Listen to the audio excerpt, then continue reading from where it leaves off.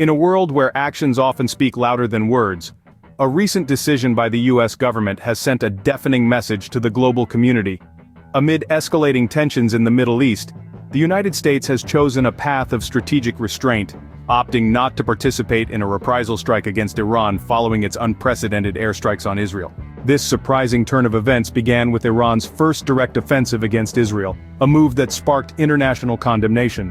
Israel, however, successfully intercepted the majority of the missiles and drones launched by Iran, with only 5 ballistic missiles reaching Israeli territory. This all occurred after an airstrike hit Iran's consulate in Syria. In the aftermath of the attack, the US, rather than escalating the conflict, aided in intercepting incoming threats and reaffirmed its commitment to Israel's security.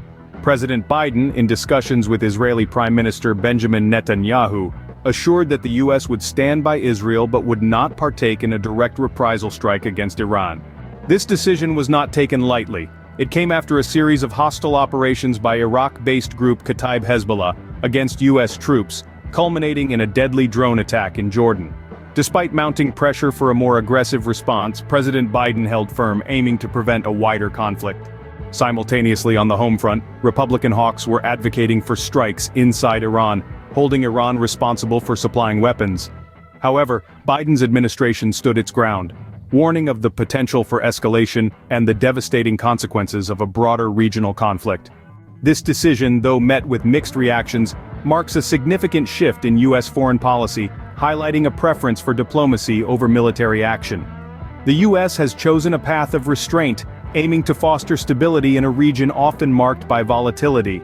To sum up, the US's decision not to participate in the reprisal strike against Iran has sent ripples across the global stage.